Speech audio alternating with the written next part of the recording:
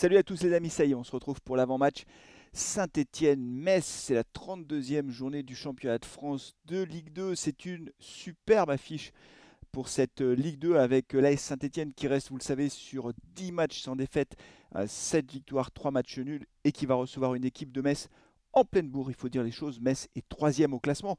Metz est aussi invincible depuis plusieurs matchs et surtout Metz vient de battre Bordeaux à domicile 3 buts à 0. Ils sont troisième au classement, les Messins avec 55 points. Bordeaux est juste devant avec 56 points, mais Metz a un meilleur goal average, ce qui fait que Metz est clairement en course pour la montée en Ligue 1. Je vous rappelle que l'année dernière, les trois clubs qui sont descendus de Ligue 1, c'est Bordeaux, Metz et Saint-Étienne. Bordeaux et Metz sont à la lutte. Une de ces deux équipes va remonter en Ligue 1 avec le Havre. Et nous, nous, on est au milieu de classement parce qu'on a raté notre première partie de championnat. Mais il n'en reste pas moins que c'est une très belle affiche et que le stade Geoffroy Guichard sera copieusement garni samedi pour recevoir une équipe de Metz donc, qui est en pleine bourre, qui marque énormément de buts et qui dispose d'un atout offensif incroyable. Il s'agit de Miko Tadze qui est premier buteur de ce championnat devant Jean-Philippe Crasso. Il est à 17 réalisations, l'attaquant de Metz.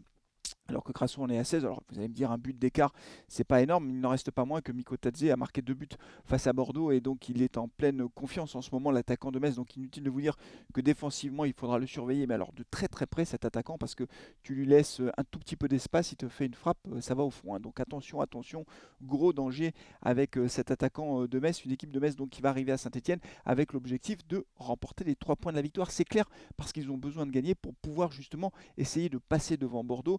La lutte pour la deuxième place et donc cette montée en Ligue 1 est terrible entre les deux clubs et donc aucun faux pas n'est autorisé. Il n'en reste pas moins que cette équipe de Metz, elle va affronter une équipe de Saint-Etienne qui elle aussi est en pleine confiance en ce moment. On reste sur notre victoire 2 buts à 0 à Grenoble, une victoire remarquable avec des buts magnifiques de Crasso et de Nkunku. Nkunku qui marque maintenant à chaque match et qui marque des buts tous plus beaux les uns que les autres, ou s'il ne marque pas, il est au minimum passeur décisif. Donc inutile de vous dire que Saint-Etienne ne compte pas laisser Metz remporter la victoire à domicile, encore une fois avec un chaudron qui sera chaud bouillant.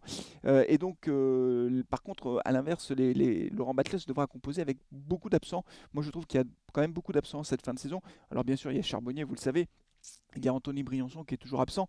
Alors Anthony Briançon, pour l'instant, il est remplacé poste pour poste par Seydousso dans l'axe, dans cette défense centrale avec 3 défenseurs. La mauvaise nouvelle, au moment où j'enregistre cette vidéo, je ne sais pas si Apia sera sur le terrain. Il n'en reste pas moins qu'il a été touché aux adducteurs face à Grenoble et c'est pour ça qu'il est sorti en cours de match pour laisser entrer Giraudon. On peut penser que si jamais Apia est absent pour cause de blessure, c'est Giraudon qui le remplacera poste pour poste. Thomas Monconduit lui aussi est absent. Bamba a priori a repris l'entraînement, donc je ne sais pas s'il sera là. Ça fait quand même beaucoup d'absents pour Laurent Batlos. On peut penser malgré tout, encore une fois, que Petrosso, c'est sûr. Bien sûr, l'arseneur dans les buts. Si jamais Apia ne peut pas être là, on aura Giraudon qui sera titularisé. Ce sera le retour de Giraudon dans le 11 de départ après beaucoup de matchs sur le banc. Il bénéficiera donc à ce moment-là de plusieurs absences.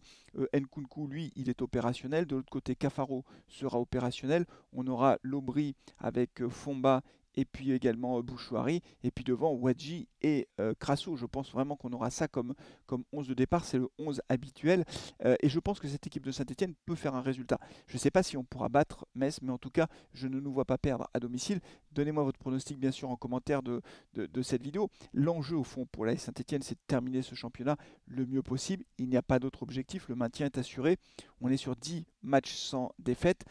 Essayons de garder cette série d'invincibilité jusqu'à la fin du championnat. Franchement, ce serait formidable. Là, on rencontre encore un gros calibre de ce championnat, à domicile cette fois, hein. Je vous rappelle qu'on avait fait match nul à Bordeaux et match nul au Havre, donc les deux premiers du championnat. Donc pourquoi ne pas rester invaincu, même face à Metz, qui est actuellement troisième et en pleine confiance. En tout cas, ce sera l'objectif des joueurs de Laurent Batlos, continuer sur cette bonne série et donc pouvoir préparer la saison prochaine le mieux possible, sachant qu'on commence déjà ici ou là à parler de futurs recrues du côté de Saint-Etienne. Je crois qu'il est encore beaucoup trop tôt pour parler de mercato, même si forcément il y a des informations qui circulent sur tel ou tel joueur que la Saint-Etienne suivrait de près. Également à noter, mais j'en parle pas aujourd'hui, je vous en dis juste un mot, que le magazine Entreprendre a évoqué la reprise du club par un homme d'affaires qui s'appelle Kretinsky et qui a investi beaucoup en France, notamment dans les médias. Il est clair qu'il a les moyens de racheter la Saint-Etienne, c'est pas un problème d'argent, mais encore une fois, c'est une rumeur parmi tant d'autres. Il faut dire qu'on en a eu tellement depuis des années qu'aujourd'hui, il nous en faut un peu plus. En tout cas, moi, il m'en faut un peu plus pour commencer à m'affoler et à commencer à faire une vidéo sur ce sujet. Donc juste cette info, forcément la fin de saison approche, donc forcément on va se reconcentrer après sur le mercato, la reprise potentielle du club, mais on a le temps. Pour l'instant, essayons de bien terminer ce championnat avec une série d'invincibilité qu'on veut poursuivre le plus longtemps possible. On se retrouvera en direct pour suivre ce match, bien sûr, comme toujours, à partir de 14h30, 14h45, je verrai à quelle heure je prends l'antenne. N'oubliez pas, vous me donnez vos commentaires dans les commentaires de ce match, vous me donnez vos pronostics. N'oubliez pas de vous abonner à la chaîne si ce n'est pas déjà fait. Et d'ici le live, prenez soin de vous, de vos proches et allez les verts, bien sûr. Ciao.